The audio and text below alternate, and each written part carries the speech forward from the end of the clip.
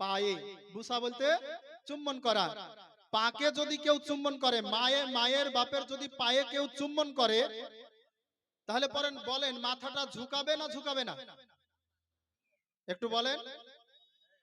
মাথা খাড়া করে কি পায়ে চুম্বন করা যায়? যায় না।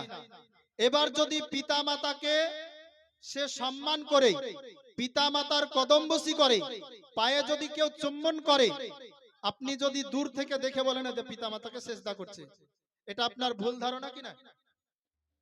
ভুল ধারণা। তাহলে আপনি দূর থেকে দাঁড়িয়ে কিভাবে আপনি ফতোয়া দিবেন? আসুন জানুন বিষয়টা কি, তারপরে ফতোয়া লাগান। বিরাদরিন ইসলাম, একটা বিষয়কে আপনার ফতোয়া লাগানোর আগে ৭০ বার ভাবতে হবে, তারপরে কার ফতোয়া দিতে পারবেন। আর সেই বিষয় আপনি জানলেন না, শুনলেন না, এসে মিডিল থেকে একটা কথা শুনলেন, আগে পিছে কিছুই